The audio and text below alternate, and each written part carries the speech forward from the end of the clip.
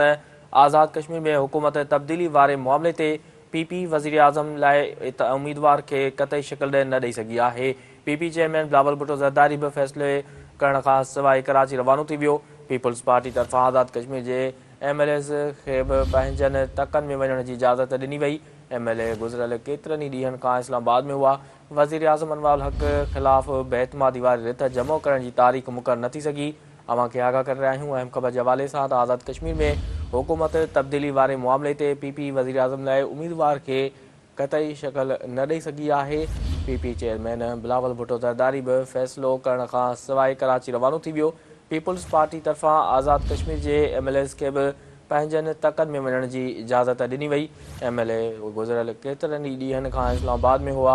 वज़ीर आज़म अनवर हक़ ख़िलाफ़ बेतमादी वारी रिथ जमो करण जी तारीख़ मुक़ररु न थी सघी। अवां खे आगाह करे रहिया आहियूं अहम ख़बर जे हवाले सां त आज़ाद कश्मीर में हुकूमत तब्दीली वारे मामले ते पीपी वज़ीर आज़म लाइ उम्मीदवार खे कतई शिकल न ॾेई सघी आहे।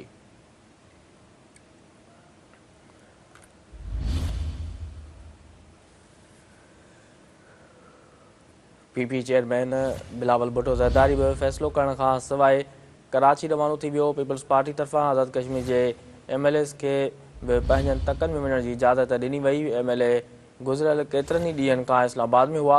वज़ीर आज़म अनवर हक़ ख़िलाफ़ बेतमादी वारी रिथ जमो करण जी तारीख़ मुक़ररु न थी सघी।